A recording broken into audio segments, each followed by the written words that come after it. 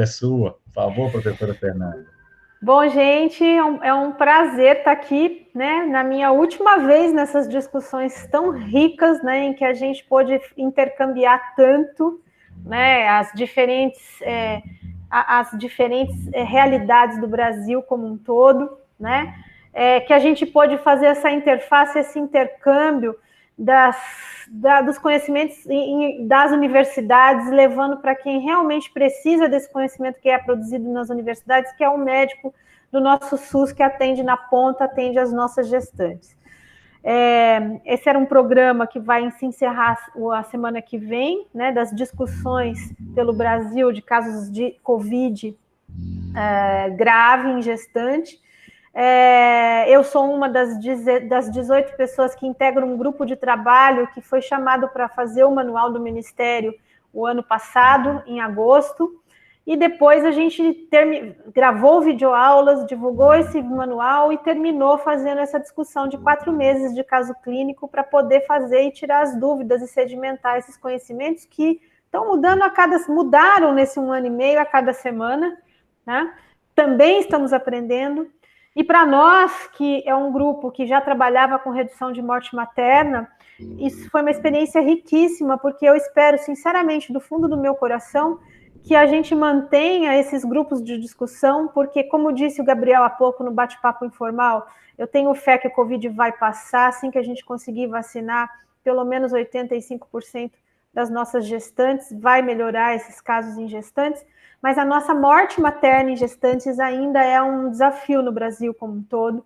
A gente vai voltar, sem dúvida, a discutir hipertensão, sepsis e hemorragia, né, que são os nossos calcanhares de Aquiles, em que o Covid veio e só botou na vitrine esses nossos calcanhares, onde é que nós tínhamos as deficiências, seja na regulação da ponta do atendimento básico, seja na regulação da vaga de UTI, seja na intercambiabilidade entre o obstetra de alto risco e o intensivista.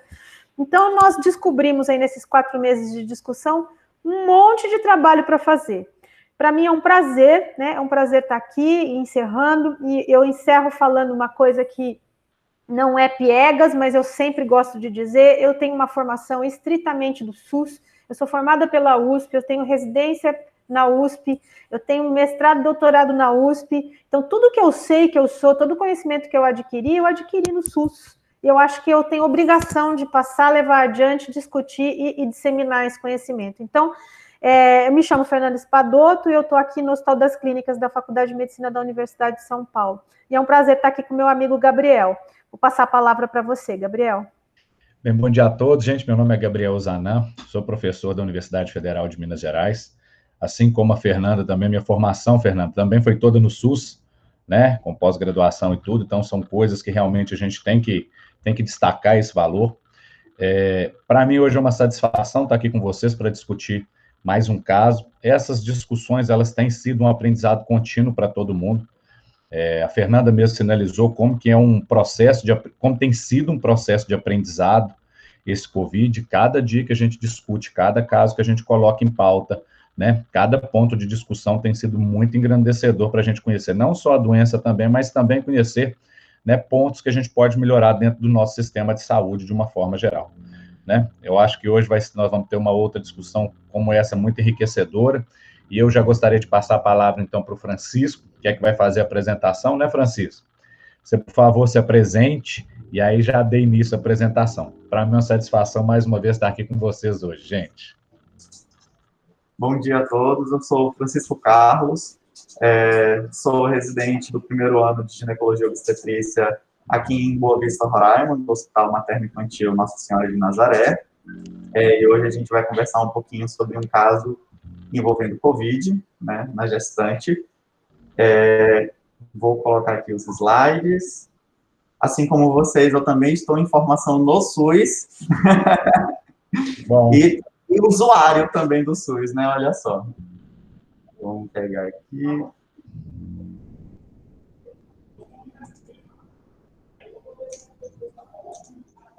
Pessoal, aqui em Roraima a gente está em um período chuvoso, então caso dê alguma instabilidade, algum problema no áudio, a internet não esteja cooperando, por favor avisem para a gente dar uma tentativa aqui de conserto. Os slides estão aparecendo para todos? Estão perfeitos, a projeção está perfeita. Pronto. O áudio está tranquilo também, né? Está perfeito, pode continuar, Francisco. Vamos começar. Eu queria iniciar a apresentação fazendo uma introdução sobre a nossa cidade aqui, o nosso estado. Opa! Não sei se está indo aqui. Foi. Aqui em Boa Vista, é a capital do estado de Roraima, e a gente tem um detalhezinho especial aqui, que é o fato de que nós compartilhamos duas fronteiras, né? Uma com a Venezuela e outra com a Guiana, né? A antiga Guiana inglesa, hoje República Federativa da Guiana. E, como acho que muitos de vocês já devem estar sabendo, a gente está enfrentando aqui no estado de Roraima, já há muito tempo, uma crise migratória, que é justamente a crise migratória da Venezuela para o Brasil.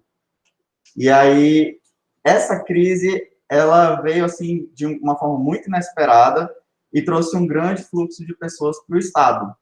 Um estado que já tinha, cronicamente, dificuldades no que tange a questão de atendimento em saúde, educação, entre outras coisas, e aí, com esse grande fluxo de pessoas, essa dificuldade que já existia só se tornou ainda mais evidente. Tem até esse artigo feito pela faculdade daqui de Roraima, que é o impacto da migração venezuelana na rotina de um hospital de referência em Roraima. Esse hospital de referência, no caso, é o Hospital Geral de Roraima, que é o nosso principal hospital aqui.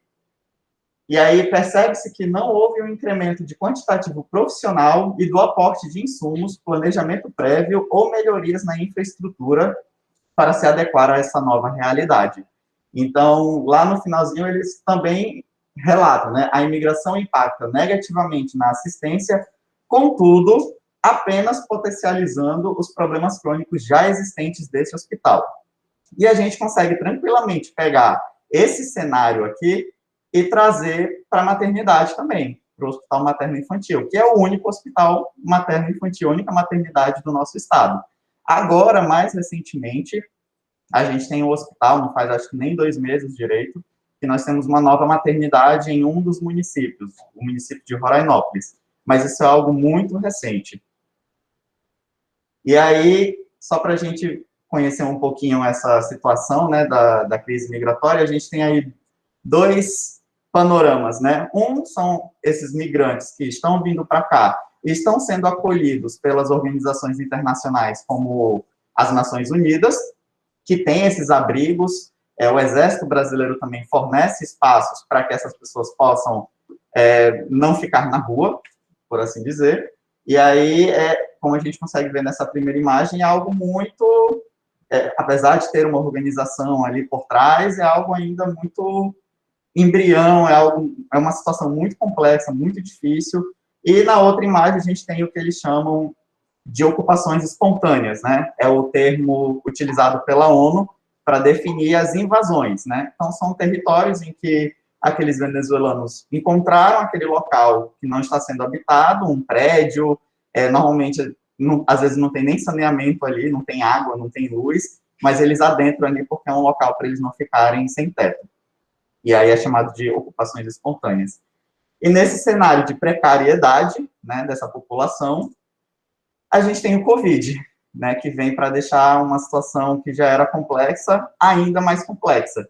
Eu trabalhei um tempo com os Médicos Sem Fronteiras e eu tive uma vez que dar uma palestra numa ocupação espontânea sobre as formas de prevenção contra a Covid. E a gente começa, né? Água e sabão, lavar as mãos, usar máscara. E aí eles olharam para minha cara e falaram: doutor, como é que eu vou lavar as mãos se não tem água e olhe lá sabão? E eu fiquei com, né, a cara no chão, sem saber o que dizer, né? Então, a gente tem essa situação bem complexa aqui no estado, que reverbera, com certeza, no atendimento em saúde, nas nossas capacidades em saúde, e agora temos o Covid, né? E aí a gente inicia esse caso de Covid com a paciente DSO, 30 anos, do sexo feminino, gênero concordante com o sexo biológico, estado civil casada, escolaridade ensino fundamental completo, natural de Oriximiná, Pará, terra de minha mãe.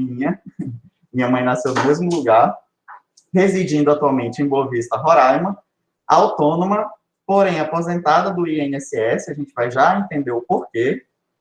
Tem uma deficiência auditiva congênita no ouvido esquerdo, uma malformação, e o tipo sanguíneo A positivo. Em 2006, por volta dos 14 anos de idade, essa paciente iniciou um quadro de febre, anemia, vômito e outros sintomas inespecíficos, chegando ao ponto de ter crises convulsivas. Durante a internação no Hospital Geral de Roraima, ela descobriu uma doença renal, que, conversando com o médico nefrologista que acompanhou o caso dela lá em 2006, ele disse que era uma glomerulosclerose segmentar focal. Nem no prontuário do HGR, eu não consegui encontrar nenhum exame dela que mostrasse uma biópsia, um diagnóstico definitivo disso. E ela também não tinha acesso a esses documentos, né? Tendo necessitado, nessa época, de hemodiálise, e aí foram várias internações subsequentes, até o ponto de ela, em 2008, ter ido para Fortaleza, através de um TFD, para fazer o transplante renal. Hoje ela é uma paciente transplantada, e como história social ali dela, a gente tem o nega-etilismo, nega-tabagismo, uso de drogas ilícitas, nega-dermatites, alergias, asma, nega-transtornos psiquiátricos, e aí vem a história familiar que me chamou a atenção, e eu queria tanto ter visto essa biópsia, para a gente entender um pouco melhor, né? Porque o irmão dela também necessitou de transplante renal. Então, eu fiquei pensando ali até que ponto não tem um fatorzinho genético de alguma doença genética específica, e a própria glomerulosclerose segmentar focal primária tem aí um fatorzinho genético envolvido, né? Então, talvez seja realmente esse o diagnóstico dela. Então, o irmão precisou também de transplante renal. Quem fez esse transplante foi a mãe, né? Ela que foi a doadora, que atualmente é uma mulher que vive com diabetes mellitus tipo 2, e o pai é hipertenso. Ambos estão vivos. A paciente é uma primigesta, né? 9 consultas de pré-natal. Destas 9 consultas, 4 foram no pré-natal de alto risco. E ela deu entrada no nosso hospital, na nossa maternidade, no dia 15 de maio, com queixa de dor pélvica.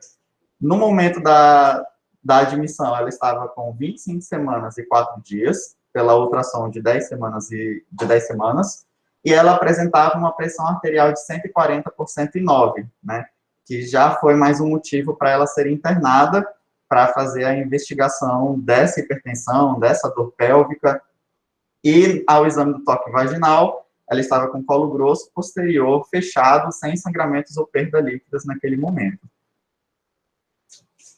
E aí ela foi internada no bloco dos girassóis, né? Lá na nossa maternidade, cada bloco é um nome de uma rosa, né? Então a gente tem os girassóis, as orquídeas, as rosas, as violetas, e os girassóis é o bloco onde ficam as gestantes de alto risco.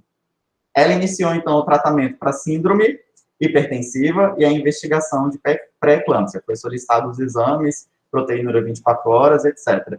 Ela já estava fazendo uso de metildopa, 500 miligramas, de 6 em 6 horas, e apresentava glicemias bem alteradas, sempre além da meta, e aí começou também o tratamento para diabetes gestacional. E aí fez 4 de NPH antes do café, antes do almoço, e regular 4 unidades antes do almoço. E aí, esses são os exames de entrada dessa paciente. Ela tinha uma proteinúria 24 horas de 918, um ácido úrico de 10,38, as bilirrubinas normais, creatinina e ureia elevadas, LDH normal, TGO e TGP normal, o leuco e o neutro, né, levemente aumentado, mas normal para gestação, com 1% de bastões, e uma HB de 9,10, né? Um pouco mais abaixo aí do esperado, mas levando em consideração a questão renal, a gente até aceita. E na ultrassom obstétrica, tudo sem alterações também, tudo normal. E aí a gente manteve essa paciente internada para dar continuidade a investigação dela e tentar controlar a pressão e a glicemia que se mantinham alteradas.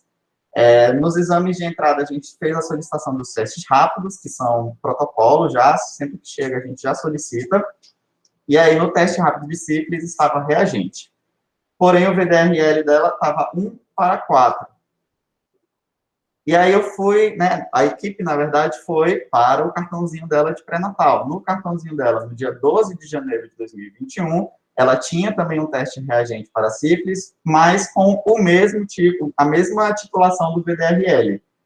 No dia 19 de abril, ela já tinha uma titulação de 1:1. E aí o médico lá do posto de saúde fez a solicitação também do FTA-ABS, que deu IgM negativo e IgG positivo.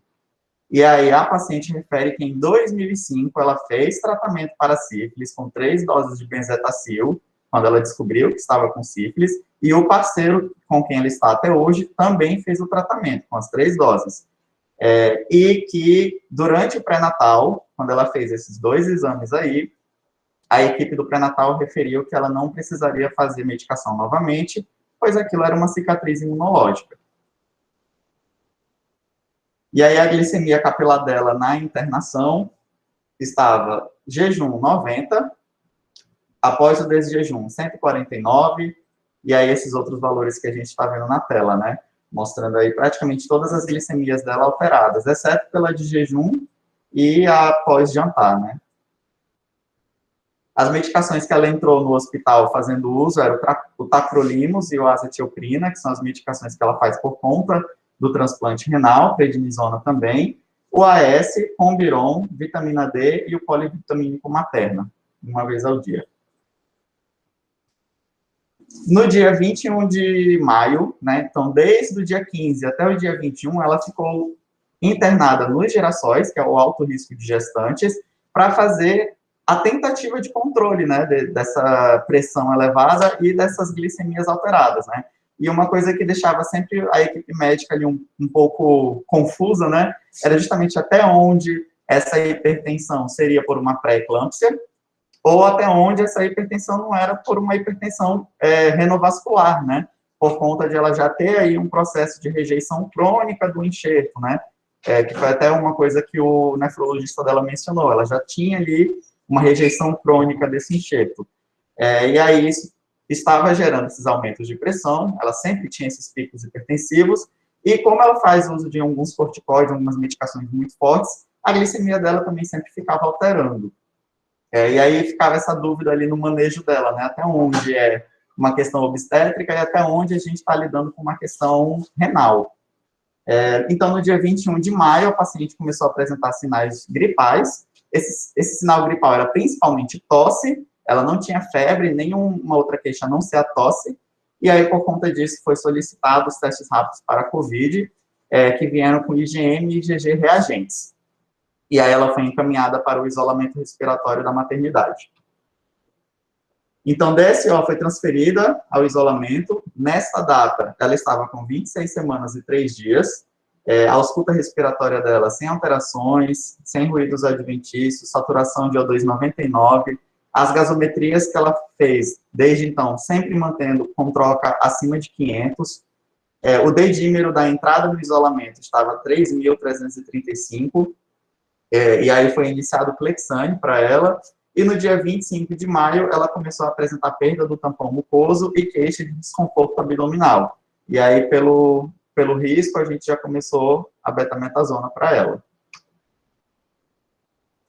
Na ultrassom do dia 25 de maio, também não tem nenhuma alteração, uma bebezinha do sexo feminino, e o percentil de crescimento fetal pelo Barcelona dava 39, que afasta a preocupação com um bebê GIG ou mesmo um CIU. No dia 25, a gente recebeu o parecer da endocrinologia, que havia sido solicitado anteriormente. Essas são as glicemias do dia 25 e do dia 26, e aí a endocrinologia resolveu fazer uma mudança aí nas doses de NPH e de regular. Recebemos também, um dia depois, o parecer da nefrologia. A paciente, para receber esse parecer, precisou ser remanejada da maternidade para o HGR, porque só lá ela conseguiria essa consulta. Na nossa escala da maternidade, não recebemos pareceres de nefrologistas dentro da maternidade, então ela tem que ser remanejada para outro hospital, para que nesse outro hospital ela receba esse atendimento do nefrologista. E aí o parecer dele foi: paciente transplantada renal com rejeição crônica do enxerto, apresentando hoje creatinina, ureia e proteinúria com parâmetros melhores do que os parâmetros de quando ela não estava gestante. Então isso até tranquilizou a gente um pouco mais, né? E aí não havia contraindicação para manter a gestação, de acordo com o parecer da nefrologia. Recebemos também, alguns dias depois, na verdade, a paciente recebeu por e-mail, numa consulta online, uma consulta de telecomunicação com a equipe de transplante renal de Fortaleza, onde ela fez o transplante, também tranquilizando ela de que os exames dela estavam semelhantes ou até um pouco melhores, e que a questão de interrompimento da gestação iria depender mais, né, da conduta obstétrica daqui do nosso hospital. Então, no dia 31 de maio, a paciente estava no leito, sem queixas respiratórias, negando febre, eupneica em ar ambiente, saturando 98%. E aí ela refere um sangramento discreto pela manhã deste dia. Na hora do exame físico, não foi visualizado esse sangramento, mas ela tinha uma foto mostrando o sangramento, e aí ela relata que, naquele momento, as contrações que ela não estava tendo até o momento começaram a aparecer. Começou a sentir aquela questão da barriga endurecendo, um desconforto abdominal, no exame dos batimentos cardíacos, tudo normal. Naquele momento do exame, ela não tinha dinâmica, os movimentos fetais presentes, só que os exames laboratoriais dela, solicitados no mesmo dia, começaram a demonstrar uma certa piora do leucograma e da função renal. E aí foi iniciado para ela ceftriaxona, 1 grama EV de 12 em 12, e esses são os exames, né? Um leuco que antes estava ali na casa dos 16 e aumentou para 21, um neutro de 82, com 2% de bastões. A hemoglobina dela um pouquinho mais baixa, mas, né, a hemoglobina dela sempre manteve esse panorama de 8, 9, 10, nunca nem mais, nunca nem menos do que isso, muito possivelmente por conta da questão renal, do EPO, e um VDRL de 1 para 2, que antes estava 1 para 4, né, lá no início da internação. E aí foi solicitado novos testes de COVID para ela, no dia 27 veio o IgM e o IgG ainda reagentes, mas o COVID, o teste de PCR dela veio não detectável no dia 28. E aí foi solicitado no dia 1º um dedímero para ela, já ali pensando na possibilidade de alta, porque ela foi respondendo bem a ceftriaxona, ela foi respondendo bem ao antibiótico, os exames dela que estavam em 21 baixaram novamente para 16, 15, e aí a gente solicitou novamente o dedímero já na expectativa de conseguir dar alta para ela, porque ela não tinha sintomas, né? A tosse já tinha parado, não tinha mais queixa de febre, nunca teve queixa de febre, na verdade. Então, a gente já queria ver a possibilidade de essa paciente ou ser remanejada novamente para o alto risco, ou receber alta para continuar o acompanhamento no pré-natal de alto risco. E aí, a gente recebeu um parecer da infectologia no dia 3 de junho, liberando a paciente, dizendo que ela não era mais uma paciente infecciosa, por conta já do PCR negativo, e que essa paciente poderia receber alta, estando bem orientada, e garantindo uma consulta no pré-natal de alto risco.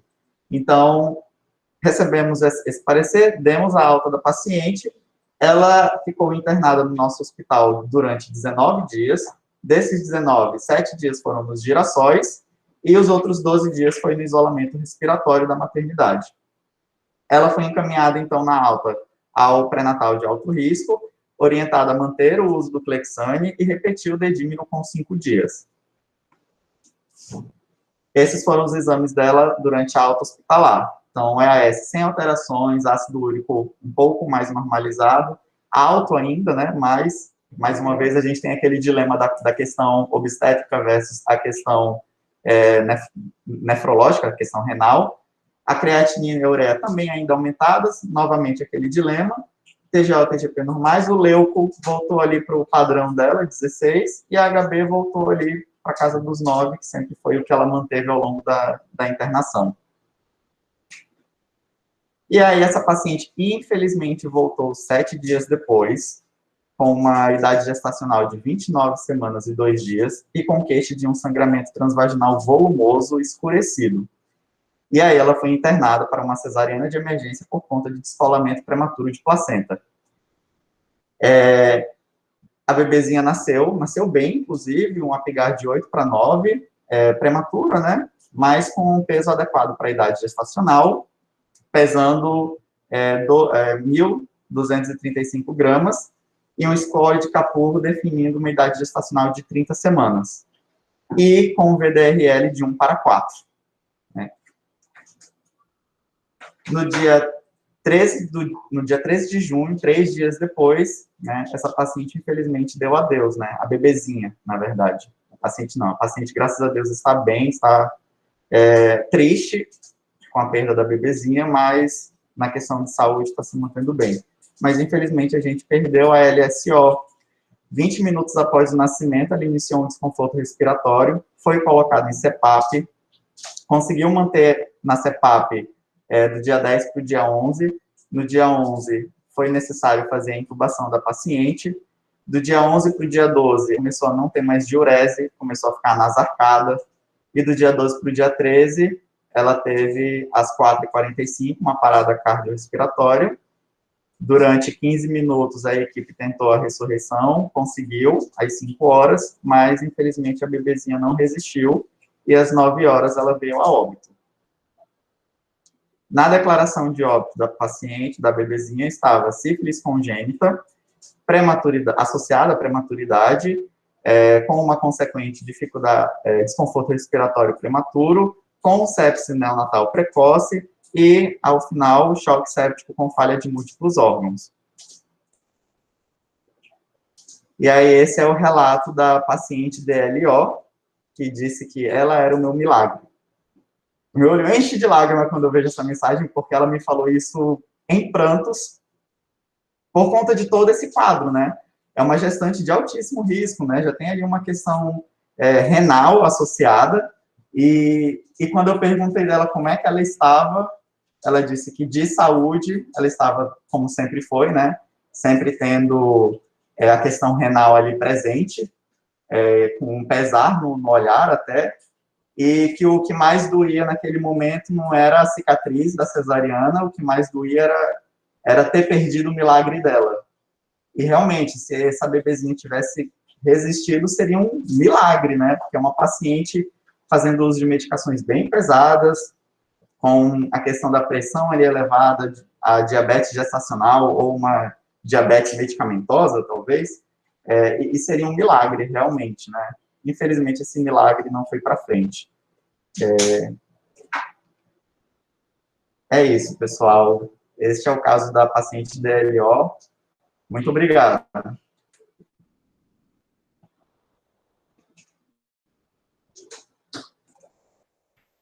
Bom, Francisco, muito bem. Em primeiro lugar, parabéns pela apresentação. Eu adoro esses meninos mais novos, né, Gabriel? Essa apresentação tecnológica linda, parabéns.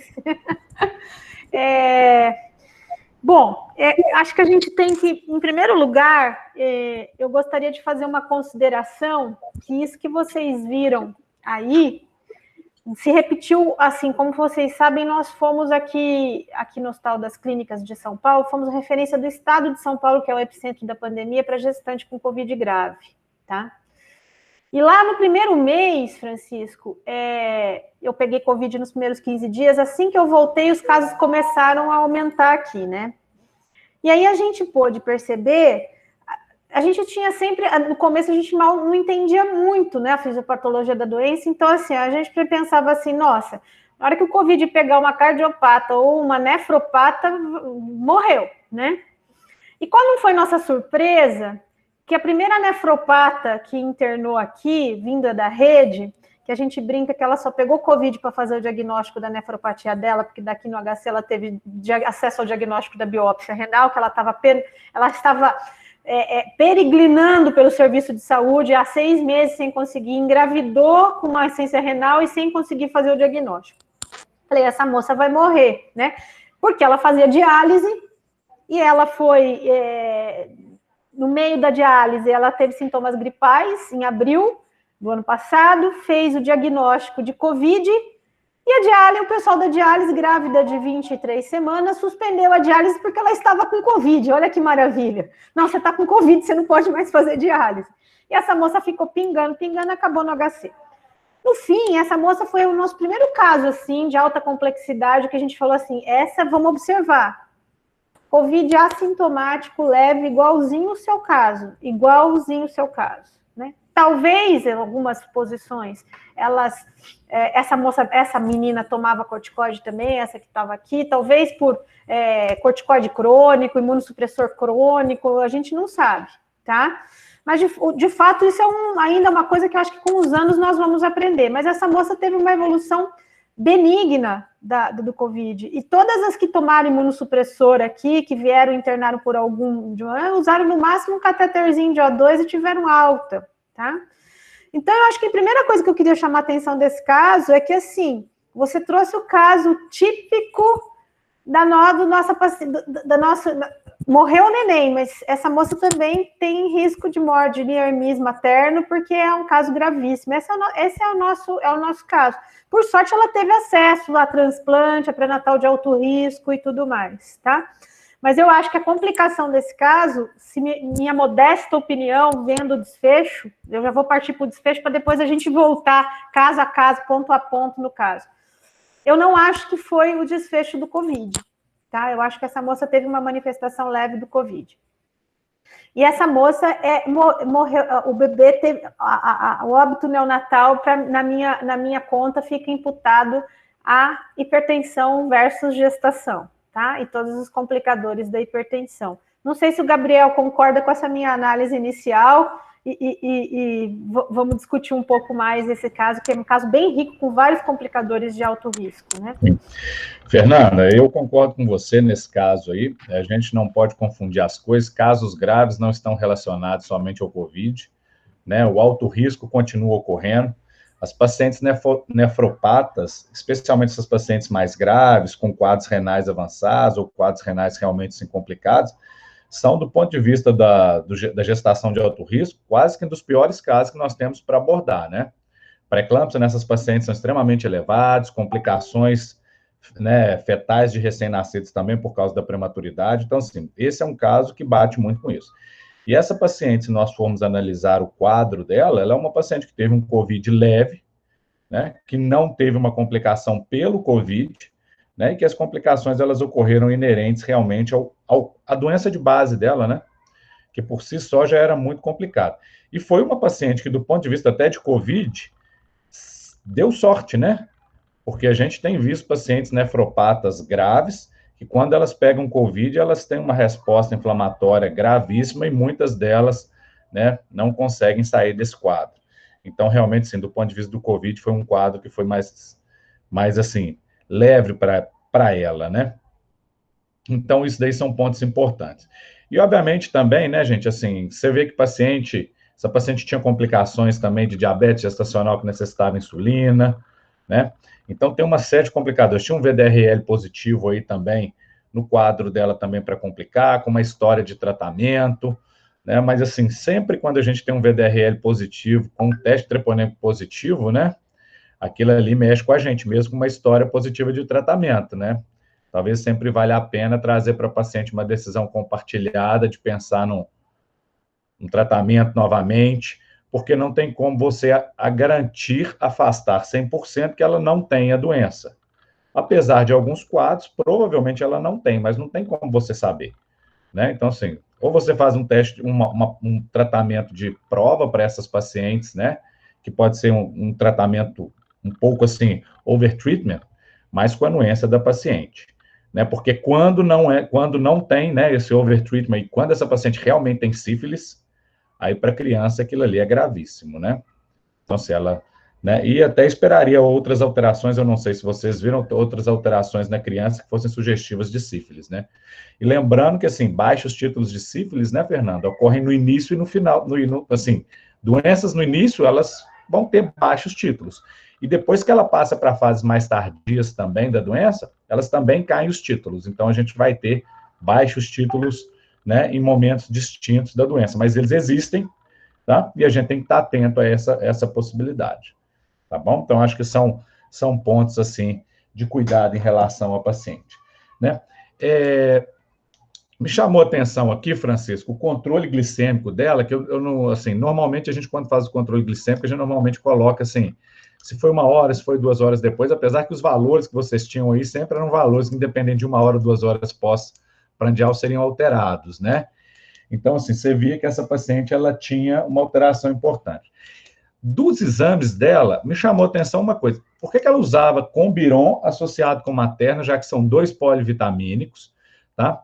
E por que a gente dobrou a dose de Combiron, sendo que quando a gente dobra um polivitamínico, a gente não dobra apenas, por exemplo, um sulfato ferroso ou alguma vitamina específica, a gente dobra todos os micronutrientes presentes nele, né? Então, isso daí só uma coisa que me chamou a atenção, porque às vezes ela estava recebendo também, obviamente, saindo do contexto do COVID, né? Mas para uma abordagem inicial, se eu quero fazer alguma reposição específica de algum micronutriente, a gente tem que tomar cuidado de fazê-lo com polivitamínico, porque a gente sempre tem esse risco de aumentar, né, ou disponibilizar uma quantidade excessiva dos outros micronutrientes presentes em qualquer polivitamínico.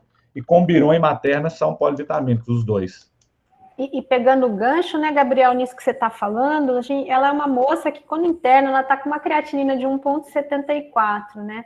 A gente tem que ter, e já uma paciente renal crônica, com um enxerto que estava funcionando, mas não, né, garantindo que ela não fizesse diálise, mas com uma insuficiência renal, provavelmente, né? Uma insuficiência renal crônica.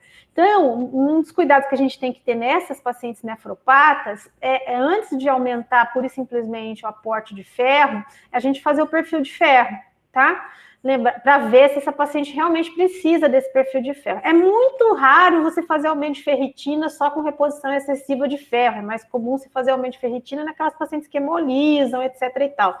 Mas lembrar que ferro em excesso pode dar lesão muscular, né? Cardíaca, inclusive, né? Então, assim, ó, a nefropata, ela tem que ter Então, eu queria fazer um parênteses aqui para o pré-natal da nefropata, que talvez ajudasse a solucionar algumas dúvidas que você, na sua apresentação, você falou que vocês tiveram, tá? Então, assim, ó, ela é uma nefropata, né? Que ela já engravida com a creatinina ruim. Então, a hipertensa nefropata, ela é uma paciente potencialmente de risco, tá?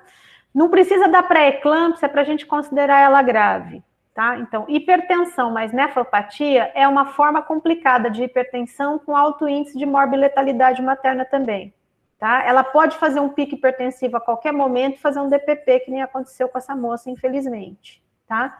Então, no nosso serviço aqui no Hospital das Clínicas, nefropata, a não ser que ela esteja com um controle absurdamente bom, ela interna na viabilidade até as 34 semanas, daí a gente vai avaliar se a gente consegue manter ela um bocadinho mais, fazer o parto mais para frente, ou o nosso alvo inicial nessas pacientes são 34 semanas, tá? Principalmente em alguém que vai deteriorando sua função renal, tá bom?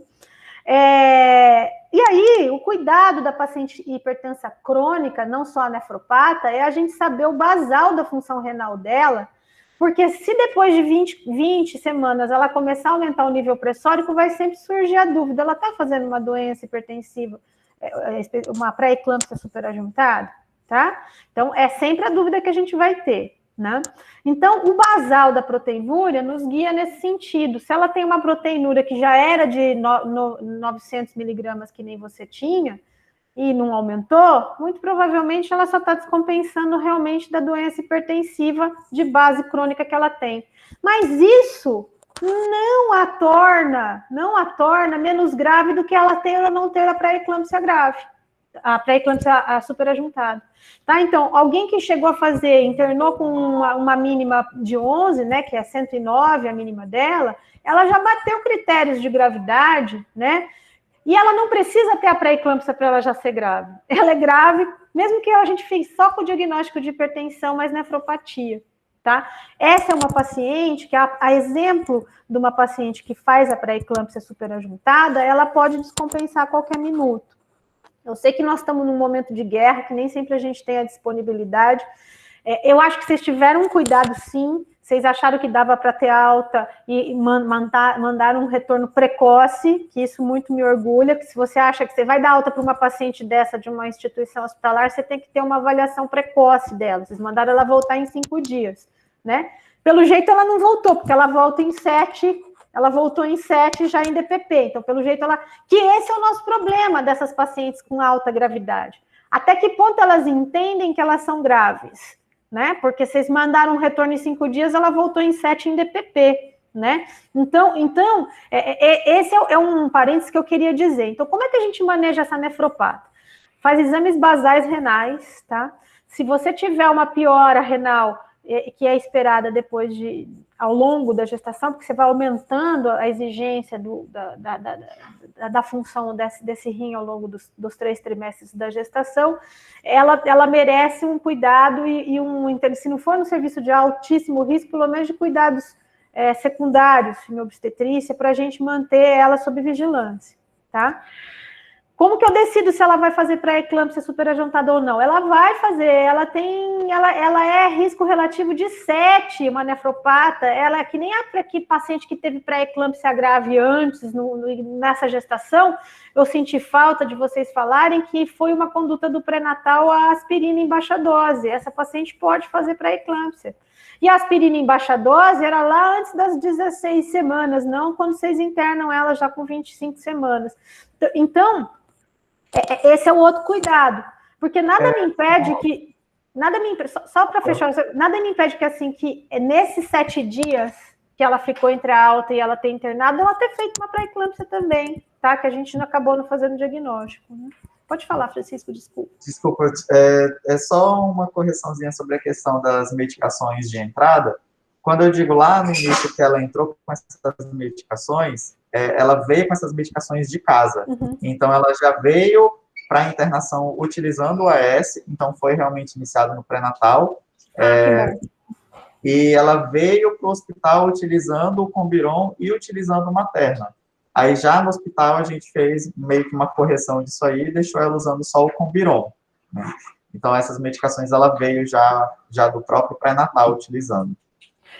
Porque a moça que... glicemia, 2 horas após a gente faz a coleta, né, da glicemia.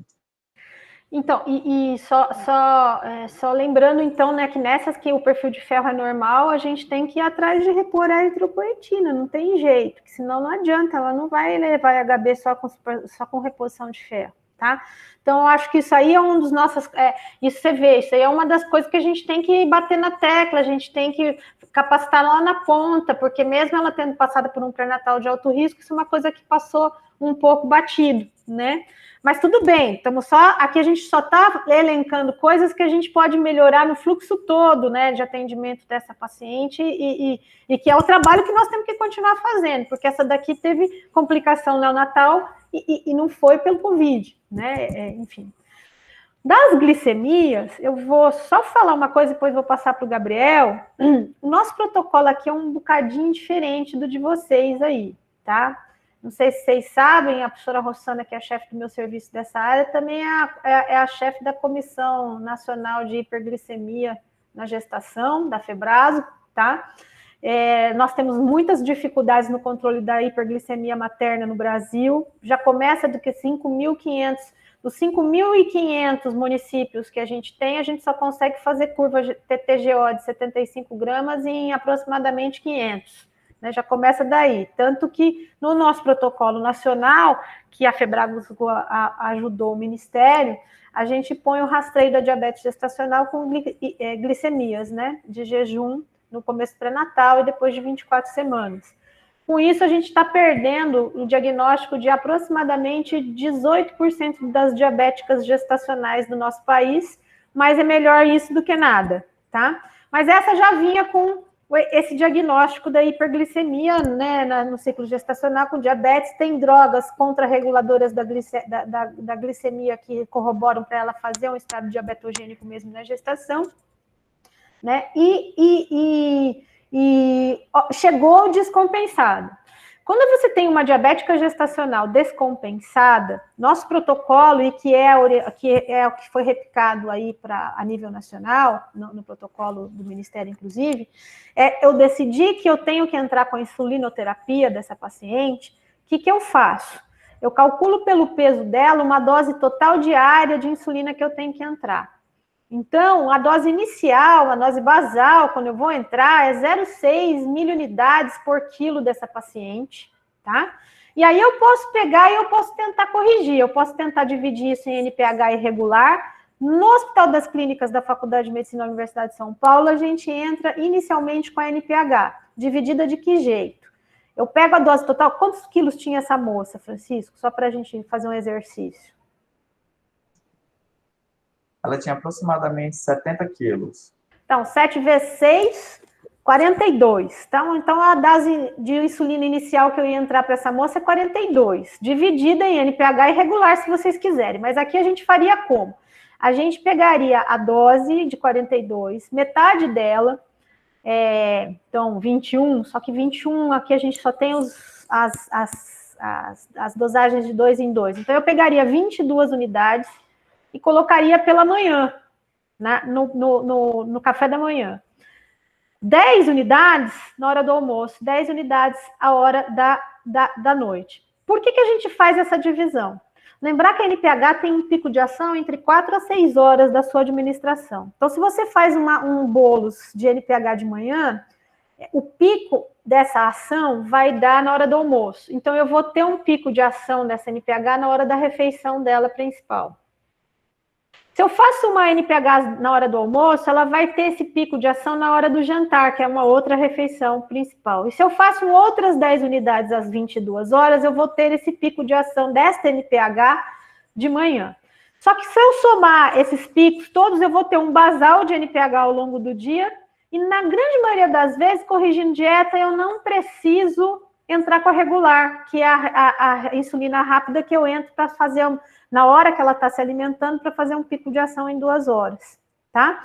Então, mas vamos dizer que se ela tivesse com uma do almoço muito descompensada, tira então 2 unidades da NPH da manhã, em vez de 22, põe 20, deixa regular 2 unidades na hora do almoço. Então, você já começa com esse esquema misto. E vamos fazer as glicemias de 7 medidas, uma coisa muito importante. Entrou com insulina para uma gestante, depois na segunda metade da gestação, ela tem que fazer o controle glicêmico de glicemia capilar de 7 medidas, porque você fica sem saber que horas que ela vai fazer pico ou que horas ela vai fazer hipoglicemia, que é o mais preocupante. Tá? Então, para mim, ainda mais uma moça tomando corticoide, vocês podiam ter aberto a mão aí. E uma coisa que eu vou falar para vocês, Francisco, aqui quem manuseia a insulina somos nós, tá? Os endocrinologistas aqui do hospital não sabem cuidar de grávida, eles querem tratar grávida na lógica do diabético não gestacional, que é aquele cara que eles entram com uma dose de NPH só à noite, e gravidez não é isso, tá? Gravidez a gente não manuseia as glicemias, as hiperglicemias dessa maneira.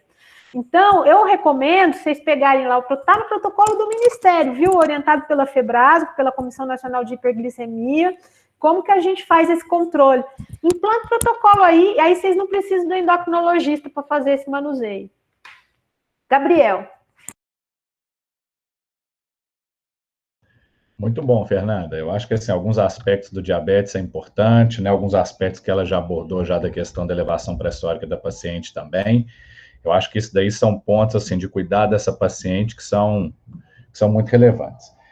Um outro ponto que eu gostaria de chamar a atenção também, Francisco, aí eu não sei se eu entendi, né, mal, né, se eu não entendi direito o que foi, assim, quando você disse que a infectologia, ela liberou a paciente no dia 3 de junho como paciente não infectante, né, eu entendi na hora que eu ouvi, você me corrija, por favor, que eles consideraram que o paciente não era infectante porque ela tinha um PCR negativo. Era essa a justificativa, inicialmente?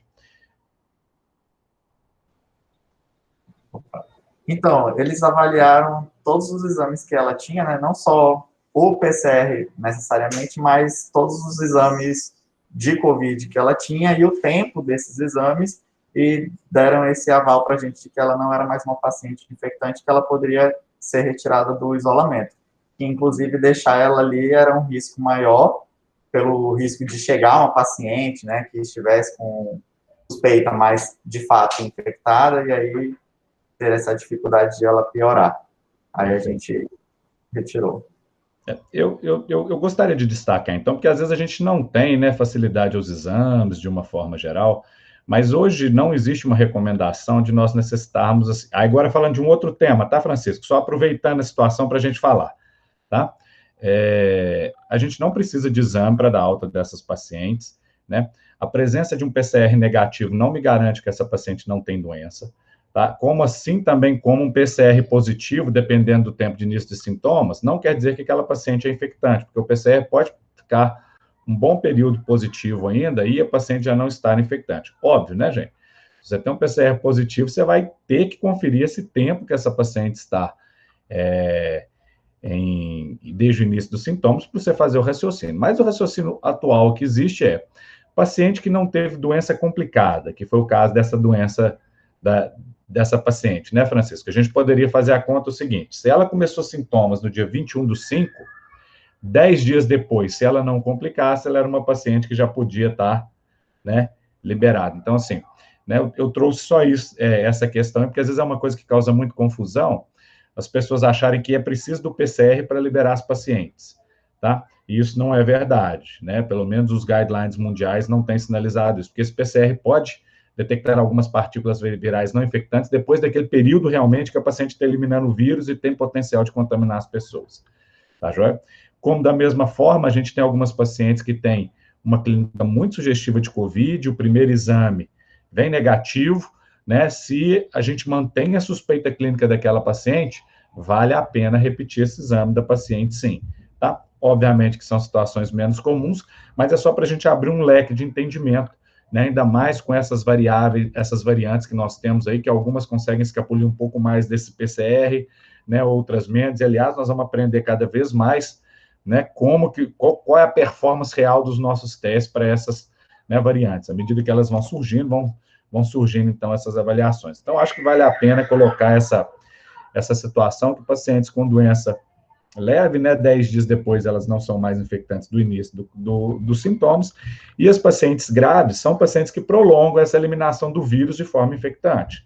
Elas podem ficar até 20 dias. Então, os pacientes, por exemplo, vão para a CTI, né, pacientes que fazem doença mais grave, 20 dias, usualmente é o nosso prazo, independente da realização de PCR após esse período para avaliar se ele está positivo ou não. Tá joia? E uma outra coisa que chama atenção também, a hora que a gente pega essa sua paciente também, ela fez um teste rápido de IgG e IgM, e os dois estavam positivos, correto? Então, essa paciente, em geral, para ter IgG e IgM positivo, se a gente fosse considerar uma sorologia, alguma coisa assim, ele seria feito a partir do 8º dia. Então, talvez essa paciente, né, ela já tinha essa positividade do exame há mais tempo. E aí a gente aproveita, né, Fernanda, para falar assim, por que é importante, então, da gente testar as gestantes assintomáticas, né, que às vezes vão fazer uma internação, às vezes vão fazer internação de parto ou clínica, porque nós temos uma taxa importante de gestantes que são ou oligossintomáticas ou assintomáticas. E isso daí vai se confundir, e às vezes essas pacientes vão estar transmitindo, né? Então, a importância desse rastreamento, né, que assim, o Ministério da Saúde propôs como uma forma assim, de reduzir essa transmissão dentro, né, do contato dessas pacientes. Porque a hora que a gente vai ver, né, dentro de uma maternidade, a paciente fica numa enfermaria, tem o acompanhante que transita no hospital inteiro. Então, quer dizer, é um foco realmente que a gente tem que tentar fazer de controle. Então, tem essa recomendação. Não são todos os lugares que conseguem, mas sempre que for disponível, não deixem de solicitar, porque realmente é um teste que pode ser muito útil nessa situação. Então, assim, eu gostei desse tema só para a gente puxar esse aspecto, né, Fernando? Que eu acho que é importante, assim, dessa questão dos testes. Excelente, Gabriel. Você me perguntou das novidades de São Paulo. Hoje, na rádio, é confirmada a primeira transmissão comunitária da variante Delta na cidade de São Paulo. Infelizmente. Mas o moço está oligossintomático. Deixa eu falar uma outra coisa que eu queria parabenizar vocês, tá? Que às vezes o pessoal fica hipervalorizando. Vocês tiveram uma conduta perfeita em relação ao aumento de dedímero dessa paciente. Então, eu queria falar um bocadinho sobre isso, tá? Então, é assim, ó, dedímero, pessoal, essa mania que veio lá na primeira onda de Nova York, o povo fez até um protocolo de aumentar a inoxaparina baseado em dedímero que aumenta. Isso é bobagem, tá, gente? Já tem trabalho, já tem evidência científica que mostra que não, tá? Que paciente com COVID, gestante, você no máximo usa enoxaparina profilática e progride para anticoagulação terapêutica ou aumenta a dose para uma dose intermediária se ela fizer um episódio de tromboembolismo venoso, tá? Então, vocês fizeram perfeito, vocês mantiveram a enoxaparina, a gente também mantém pelo menos uns 15 dias depois da alta nas gestantes. Lembrando que essa paciente, independente do COVID, uma nefropata aqui interna, se você puxar um protocolo de tromboprofilaxia, que a gente também precisa falar um pouco disso, que à medida que a gente vai melhorando nossa assistência pré-natal, as outras causas de morte acabam e trombose começa a ganhar um peso maior. Então, uma gestante nefropata internada, aqui no nosso protocolo do Hospital das Clínicas de Tromboprofilaxia, ela já ganha enoxaparina 40 miligramas, porque ela é de risco, porque ela está com diminuição de mobilidade, etc. e tal, ela tem risco de trombose, tá? Alguns casos de nefropatia, né? Você tem nefropatias mais graves, em que a paciente perde antitrombina no túbulo distal, e essas vezes ela tem indicação até de anticoagular durante o pré-natal, tá? Então, beleza, fizeram anticoagulação profilática. E aí ela aumenta, e na alta vocês aumentam, vocês falam, não gostei, vamos só colher de novo para ver como é que fica, deixa a enoxaparina profilática mesmo, é a conduta perfeita. Lembrar que dedímero é um produto de degradação do fibrinogênio. Ele aumenta não só quando está remodelando um coágulo, tá? Ele aumenta num quadro infeccioso inflamatório. Ela vinha de uma provável infecção urinária, né? Que me parece que foi o que ela teve, que vocês entraram com o ceftriaxone pensando nisso, né? Então, ele pode estar aumentado mesmo. Lembrar que o dedímero da gestante, a gestante tem uma alteração do seu sistema fibrinolítico, que ela vai sofrendo uma adaptação dos seus fatores de coagulação. As alterações maiores são no sistema fibrinolítico, então ela tem uma diminuição de proteína S progressiva, uma diminuição de proteína C, não tão parecida quanto a da proteína S, e ela tem um aumento progressivo de níveis de dedímero. Então, o dedímero aí eu acho que é 500 no seu nível de corte, é isso, Francisco? Então, 500 no nível de corte, você pega uma gestante no terceiro trimestre, ela pode ter até 5 vezes o valor do dedímero basal do seu nível, isso é normal. Tá? Então, é isso que a gente aprendeu. Tem uma corte grande de mais de 1.000 casos estudados aí no Japão e que mostrou isso, que a distribuição do dedímero vai aumentando progressivamente nos 3 trimestres de gestação. Isso por quê, gente? Isso porque a natureza, quem aprendeu a fazer isso, sobreviveu para não morrer de hemorragia pós-parto. Então, isso é uma adaptação do sistema fibrinolítico para fazer o trombotamponamento do leito placentário assim que a paciente dá à luz, tá? Então é isso mesmo, tá? O dedímero, ele serve de um sentinela pra gente no COVID. Uma coisa que o dedímero tem ajudado muito a gente naquelas pacientes que estão em assistência ventilatória e que dão uma piorada da parte respiratória lá pelo 13º, 14º dia aqui, a gente a gente dosa o dedímero e vê que ele aumentou muito, a gente abre o protocolo TEV, tá? A gente faz uma angiotomo para ver se não está fazendo um TEP subsegmentar, que é comum nas pacientes com COVID e em assistência ventilatória, tá? Então, queria parabenizar mais uma vez, aproveitar esses minutinhos que sobrou aí para falar de coagulação, né, Gabriel? Que se Deus quiser, eu vou voltar a falar de hipertensão e coagulação, que era a minha área antes do COVID na vida. É uma coisa que eu já percebi aqui na nossa prática clínica, né, em relação à COVID, é que a gente já passou aí por algumas fases, né? A gente passou por essa fase em que só liberava paciente quando o dedímero estava, tipo, 1.500, 1.000. A gente passou por essa fase, sim. Depois, com algumas aulas, estudos, né, as atualizações ali que foram surgindo, a gente foi perdendo esse medo. Mas a gente tinha muito esse medo. Alguns colegas médicos ainda têm esse medo de, o paciente está com 3.000, não dá para mandar para casa ainda. Mas ali na maternidade, pelo menos esse medo, em geral, já se esvaiu. Mas eu acho que a fase que a gente está agora em relação ao COVID, ali na maternidade, que dificulta ali a prática clínica é justamente em relação à internação e saída, mas no que tange ao está infectando ainda ou não está infectando ainda, né? Eu acho que agora a gente está começando a sair desse medo, porque a gente está agora dando muito mais prioridade para a clínica do que para os exames. Eu acho que essa é a mudança de fase que eu tenho sentido entre os colegas que ficam atuando dentro do isolamento respiratório. A gente ficava muito apegado a exames, e eu acho que agora a gente está se apegando um pouco mais na clínica. Exatamente. A gente está perdendo um pouco esse medo de, dedímero alto, tal coisa está elevada. Não. Qual é a clínica dela? Ela está bem? Mas o PCR? Não. Qual é a clínica? Ela está bem? Se está bem, vai para casa. E isso é uma coisa que eu espero que comece a mudar um pouco mais nas internações, porque eu acho que na internação esse medo ainda está um pouco grande. De a paciente chegar com tosse, e é só isso que ela tem, e ela internar com tosse, sabe? Para ficar lá nos suspeitos, para fazer um exame de Covid, e aí quando eu ou os outros colegas residentes, que a gente acaba ficando muito ali no isolamento, né? Quando a gente pega uma paciente dessa que entra, a gente fica transtornado. Por que ela está aqui, né? E aí, rapidamente, a gente já vê como é que tá os exames gerais, vê como é que tá a química dela e manda de volta para casa para ela não pegar Covid ali, né? Meio que isso. E aí não tem conduta obstétrica, não tem nenhuma queixa obstétrica que justifique ela ser mantida ali, aí a gente, com mais segurança, manda ela para casa. Mas eu acho que essa é a fase que a gente está agora, de estar se apegando mais à clínica, que é como deve ser, e desapegando um pouco mais dos exames.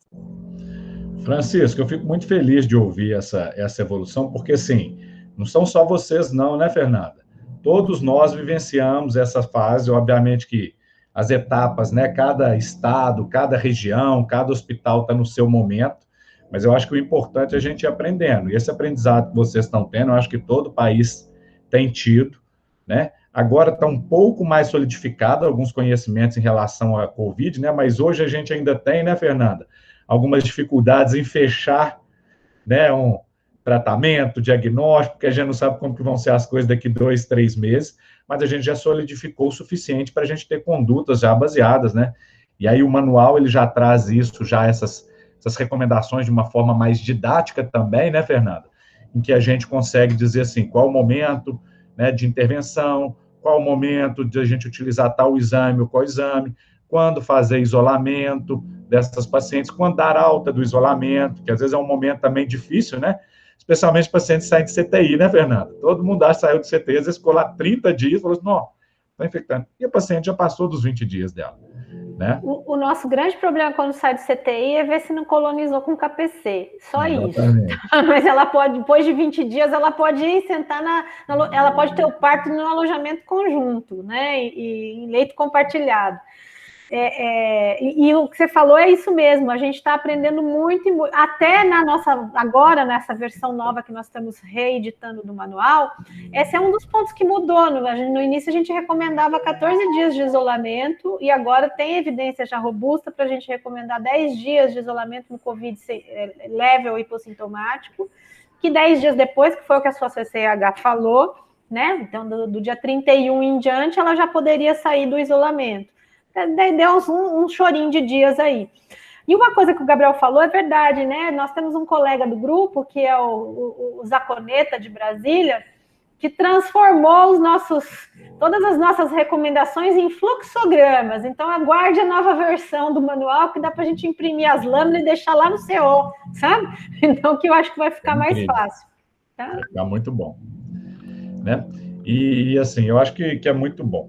Gente, eu acho que pelo horário agora, eu acho que a gente pode dar, né, direcionamento para os encaminhamentos finais. Francisco, eu fiquei muito satisfeito com a condução do caso de vocês, teve muita coisa boa aí no caso de vocês, tá? Eu acho que esse é o caminho, esse amadurecimento que o serviço de vocês tem tido, eu acho que isso daí, assim, é primoroso, né? O que vocês fazem com essas pacientes nas regiões de vocês, você mesmo mostrou ali como que é complexa a situação da região, né? Às vezes falar em controle de glicemia, até mesmo coisas simples, em determinadas populações, é uma situação que você, assim, fica entre a cruz e a espada, porque realmente a situação social não permite, às vezes, os cuidados mínimos, né? Igual você sinalizou os cuidados do Covid. mas eu fiquei muito satisfeito com o que vocês apresentaram, tudo que a gente colocou, que é muito mais uma reflexão, né, sobre esses cuidados obstétricos, sobre o Covid. Eu acho que esse tem sido o objetivo das reuniões, né, mas eu fiquei muito satisfeito. Parabéns, viu, Francisco? A apresentação também muito bonita, muito organizada. Isso facilitou muito o nosso entendimento durante a discussão, tá? Então, parabéns. Eu falei primeiro, gente, porque eu vou deixar a professora Fernanda hoje fazer o fechamento e as honrarias da casa, tá, professora Fernanda? Então, para mim foi um privilégio, viu, gente? Parabéns toda a sua equipe, viu, Francisco? E você também. Deixa eu falar um negócio. Eu agradeço muitíssimo, foi um prazer gigantesco, nervosismos à parte, mas agradeço muito, inclusive, os comentários, os ensinamentos. A gente já fez um monte de anotaçõezinhas aqui para compartilhar com os colegas na maternidade. Então, muito obrigado, pessoal. Eu queria só reforçar o convite aos colegas de virem nos visitar quando essa pandemia acabar. Claro! Eu anotei no meu caderninho na outra reunião que eu tive junto com você. Está anotado. Vem aqui que o peixe é ótimo, a comida é boa, o povo é maravilhoso. Estamos precisando, né? Com certeza, com certeza. Com certeza. Um abraço grande para vocês. Muito obrigada pela oportunidade de botar Roraima nessa discussão. Vocês viram que todas as apresentações foram feitas por residentes. Eles ficaram bem ansiosos por isso, porque sabiam que estavam com pessoas com muito prestígio nessa discussão. Aí eu só consegui convencê-los de vir fazer a apresentação, dizendo que eu estaria aqui em todas, e estive aqui em todas com eles, né? Mas acho que é um momento de crescimento deles muito grande. Nossos residentes são muito bons, muito dedicados. Então, queria agradecer a vocês essa oportunidade de crescimento deles para essas apresentações. Muito obrigada mesmo, foi muito gratificante para a gente. E eu queria te parabenizar, porque a gente percebe, ela que coordena a maternidade lá, viu, o Gabriel, e que a gente percebe a qualidade, porque a outra apresentação que eu estava junto também, a sua residente perfeita, né?